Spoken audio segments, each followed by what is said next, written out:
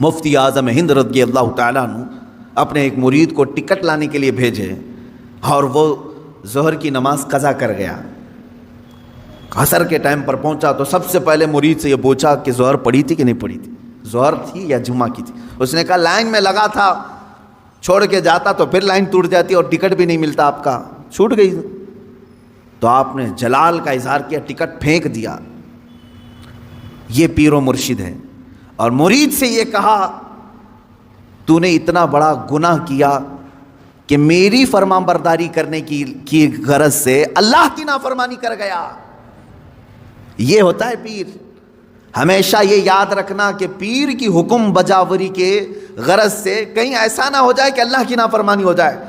Number 1 سب سے پہلا ہمیں جو پرائیورٹی دینی ہے وہ رب ذوالجلال کی ذات ہے۔ حتیٰ کہ میں نے ایک روایت یہ بھی سنی، بڑے بزرگ عالم دین ہیں، میرے والد گرامی خود سرکار مفتی اعظم ہند سے بیعت فرماتے ہیں، ایک بار آپ تشریف لائے تھے ایک مدرسے میں، نماز پڑھ رہے تھے ظہر کی، گرمیوں کے دن تھے، علامہ صاحب نے بھی اس کو بیان کیا ہے۔ فرماتے ہیں کہ پیچھے وہ پنکھا لے کر کے جل رہے تھے، گرمی ہو رہی ہے، نماز پڑھ رہے تھے۔ مفتی اعظم ہند رحمۃ اللہ تعالی، میں سچے پیروں کی بات کر رہا ہوں میرے عزیز، سلام پھیر کر کے اس کا پنکھا کھینچا اور پھینک دیا اور کہا کیا کر رہے ہو؟ کہا حضور گرمی سے پسینے میں آپ شرابور ہیں، میں ہوا کر رہا تھا۔ تو آپ نے کیا فرمایا جانتے ہیں؟ کہتے ہیں میں خود اللہ کی عبادت میں تھا، اللہ بادشاہ اعظم ہے اور اس کی عبادت کرنے کے وقت بندہ غلام ہے، کیا یہ کسی غلام کے لیے لائق ہو سکتا ہے کہ غلام کی بھی خدمت کی جا رہی ہو؟ جب وہ بادشاہ کی عبادت میں لگا ہو تو غلام کی خدمت ہونی چاہیے۔ یہ فرسٹ پرائیورٹی اللہ رب العزت کی ذات کو دینے کا تصور ہم نے سچے پیروں سے سیکھا ہے۔ یہ نہیں کہ نماز چھوڑو، پیر کی عبادت میں لگا ہے، سب جنت دلا دے گا۔ کہاں کی جنت دلائے گا؟ کون سی جنت دلائے گا؟ بہت سارے پیروں نے اپنے مریدوں کی نمازوں کو برباد کر رکھا ہے، کہا نہیں تمہیں کیا ضرورت ہے، میں سب بخشوا دوں گا، سب بخشوا دوں گا۔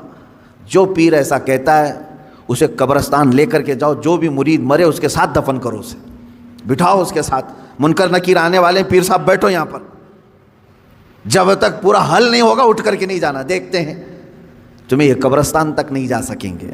حشر کے معاملات بہت سخت ہیں، جہاں نوح علیہ السلام ڈر رہے ہیں، موسیٰ علیہ السلام ڈر رہے ہیں قیامت کے دن، پیر صاحب کہتے ہیں میں بخشوا دوں گا۔ انبیاء کرام کا حال یہ ہے۔ حضرت موسیٰ علیہ السلام کے متعلق روایت ہے حدیث پاک میں، پوری قوم ان کے پاس جائے گی اور کہے کہ سفارش کریں، تو کیا کہتے ہیں جانتے ہیں؟ اے لوگو، دنیا میں مجھ سے ایک عمل ہو گیا تھا، ایک فرعونی کو میں نے گھونسا مارا تھا، وہ مر گیا تھا، قرآن میں اس کا ذکر ہے۔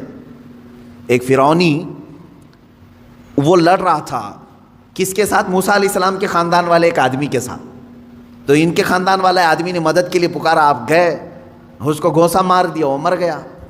دوسرے دن پتا چلا کہ ان کے خاندان والا جو آدمی تھا وہ خود غلطی پر تھا، وہ آدمی نہیں جس کو موسیٰ علیہ السلام نے مارا، وہ غلطی پہ نہیں تھا، یہی غلطی پر تھا، اسی نے مدد کے لیے بلایا، اسی نے مروا دیا۔ موسیٰ علیہ السلام کو اس عمل پر بڑی پشیمانی ہوئی اور قرآن پاک میں اس کا ذکر ہے۔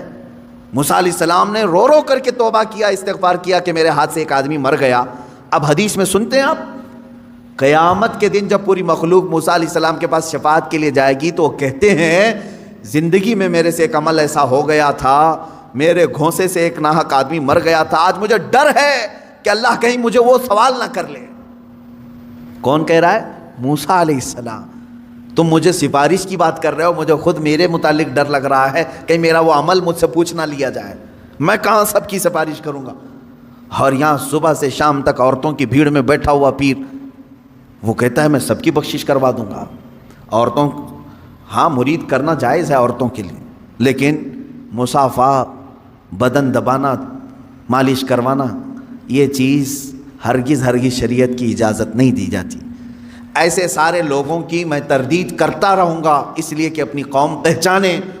تم اپنے جسم کے علاج کے لیے جو ڈاکٹر ڈھونڈتے ہو، اچھے سے اچھا ڈاکٹر ڈھونڈتے ہو، MBBS چاہیے، MD چاہیے، اور اپنی روح کے علاج کے لیے جھولا چھاپ، جس کی کوئی شریعت میں علم بھی نہیں، ایسے پیر کو ڈھونڈ لیتے ہو جو تمہاری طبیعت اور تمہارے روح کا علاج کرے گا؟ وہ کیا علاج کرے گا؟ وہ خود بیمار آدمی ہے بیچارہ، روحانی بیمار ہے۔ ہاں، جو روح کا بادشاہ ہوتا ہے تم اس کو دیکھو گے کہ وہ نمازوں کے لیے دوڑ رہا ہوتا ہے، اپنے مریدین سے کہتا ہے تنبیہ کے ساتھ، کچھ بھی چھوٹے لیکن اللہ کی عبادت تم سے نہ چھوٹے۔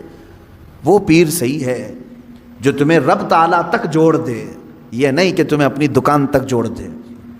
یہاں پر سب آتا رہے، سب تم چلتے رہو، سب ٹینشن فری ہو کر کے جیو۔ کچھ مرید ایسے بھی ہیں، وہ سوچتے ہیں پیر صاحب کے پاس ہم نذرانہ ہدیہ بھیجتے رہیں گے تو ہمارے لیے دعائیں بھی کرتے رہیں گے، ان کا سایہ بنا رہے گا اور ہمارا سب چلتا رہے گا، کچھ بھی بلا نہیں آئے گی، مصیبت نہیں آئے گی۔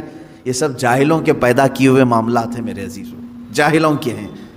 صحابہ کرام سے بڑھ کر کے مرید کون تھا؟ میرے آقا صلی اللہ علیہ وسلم سے بڑھ کر کے پیر کون تھا؟ اس کے باوجود رسول کریم صلی اللہ تعالیٰ علیہ وسلم سے صحابہ کرام کے اتنے گہرے تعلق کے باوجود مجھے بتائیں کبھی کسی صحابی کو حضور نے کہا ہو چھوڑ دو نمازیں، میں ہوں نا؟ کسی سے کہا ہو؟ عام صحابہ کی تو بات تو چھوڑیں، حضور نے خود سیدہ کائنات فاطمہ الزہرا رضی اللہ تعالیٰ عنہ سے کہتے ہیں، اے فاطمہ، کیا کہتے ہیں، اعملی لا اغنی عنکی شیئا، تو اپنے عمل میں پوری ہو، سارے عمل پوری کرتے رہنا، یہ مت سوچ کر کے بیٹھنا کہ میں تیرے لیے سب کچھ کر دوں گا، میں تیرے لیے سب کچھ کر دوں گا، یہ سوچ کر کے عمل سے دور نہیں ہونا۔ حضرت فاطمہ کو جب حضور یہ کہہ رہے ہیں تو کون سا پیر ہے جو اپنے مریدوں کو نماز کی چھٹی دے رہا ہے؟ آؤ سب قوالی میں بیٹھو، نماز معاف ہو جائے گی، ہے؟ آؤ یہاں گانے باجے بھنگڑے لگتے رہیں، تمہاری نمازیں جاتی رہیں۔ معاذ اللہ رب العالمین، ان شیاطین الانس کو سمجھیں جو انسانوں کے شیطان ہیں، انسانوں میں سے آئے ہوئے شیطان ہیں جو در حقیقت اس راستے سے اللہ سے بندوں کو دور کر رہے ہیں۔